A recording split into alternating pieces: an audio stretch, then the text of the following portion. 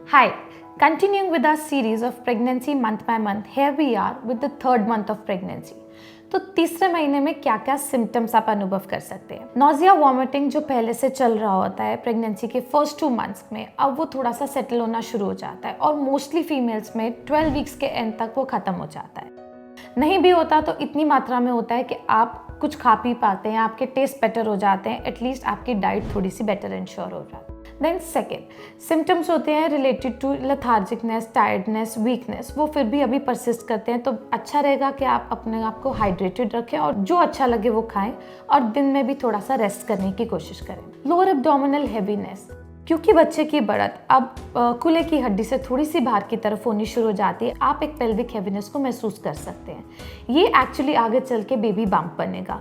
तो ये heaviness normal है, बट अगर इस हैवीनेस में रेस्ट करने पे आराम नहीं है या लगातार इतनी होती है कि आपके डेली रूटीन में बॉदर करे आपको, तो अपने डॉक्टर को ज़रूर दिखाएं। यूरिन की फ्रीक्वेंसी पहले से ज़्यादा चल रही होती है, अब थोड़ी सी सेटल होनी शुरू हो जाती है। अगर यूरिन में फिर भी जलन होती है या इरिटेशन है या बहुत दर्द होता है यूरिन पास करते हुए, तो डॉक्टर को ज़रूर दिखाएं।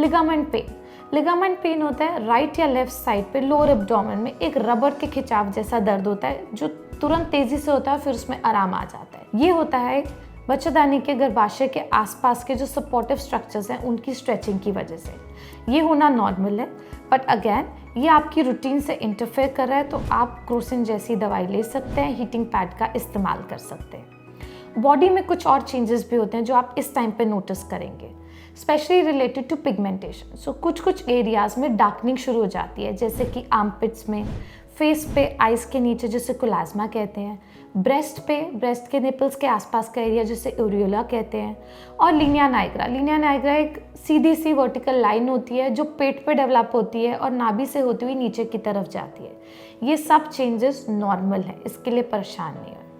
ब्रेस्ट में थोड़ी हैवीनेस एक्सपीरियंस कर सकते हैं, लोअर एब्डोमिनल के अंदर थोड़ी सी स्ट्रेचिंग अनुभव कर सकते हैं। आप अगर रात को सोने में आपको स्ट्रेचिंग बॉदर करती है तो पैरों के नीचे तकिए लगा के सो सकते हैं, जिससे कि थोड़ा सा रिलैक्सेशन महसूस कर पाएंगे। Regarding the growth of the baby, बच्चे की बढ़त इस टाइम पे 8 हफ्ते से 12 हफ्ते के बीच में आधे इंच से लेकर 2 इंच तक के करीब हो पाती है और बच्चे का वजन 10 से 14 ग्राम के करीब बढ़ता है। इस समय पे बच्चे की हड्डियां बनने लगती हैं, पर हड्डियां अभी सॉफ्ट ही होती हैं। बच्चे के हाथ की हड्डियां, उंगलियों की, अंगूठे की हड्डियां, नेल्स की डेवलपमेंट, ब्रेन के साथ साथ स्पाइन की डेवलपमेंट, ये सब चीज़ें इस टाइम पे हो रही होती हैं। बच्चे के सेंस ऑर्गन्स इस टाइम पे डेवलप होते हैं और अल्ट्रासाउंड्स पे बहुत अच्छी मूवमेंट्स भी बच्चे में दिखाई देती है। इन्वेस्टिगेशंस में सबसे इम्पॉर्टेंट इस टाइम पे होता है NT-NB अल्ट्रासाउंड। NT-NB अल्ट्रासाउंड या जिसे लेवल 1 अल्ट्रासाउंड भी कहते हैं, वो सबसे ज़्यादा इम्पॉर्टेंट अल्ट्रासाउंड है जो किया जाता है 11 हफ्ते से लेके 13 हफ्ते 6 दिन के बीच में। इसमें देखा जाता है कि बच्चे में कोई बनावटी विकार तो नहीं है। बनावटी विकार के हिसाब से और कुछ अलग पैरामीटर्स को देख के ये प्रिडिक्ट किया जा सकता है कि ये बच्चा जेनेटिकली नॉर्मल है या नहीं। तो ये अल्ट्रासाउंड सब फीमेल्स को करवाना चाहिए और इसकी इंफॉर्मेशन एक ब्लड टेस्ट के साथ कंबाइन की जाती है, ये बताने के लिए कि फर्स्ट ट्राइमेस्टर स्क्रीनिंग क्या है। वो 2 ब्लड टेस्ट होते हैं, डुअल मार्कर टेस्ट या डबल मार्कर टेस्ट, जिसमें बीटा HCG और पैपे का टेस्ट होता है। ये मदर का ब्लड टेस्ट है और इसकी वैल्यू और अल्ट्रासाउंड की वैल्यू एक सॉफ्टवेयर में डाल के हमें ये पता चलता है कि बच्चे में जेनेटिक सिंड्रोम जैसे down syndrome, Edward syndrome, Patau syndrome, इसकी कोई संभावना है या नहीं।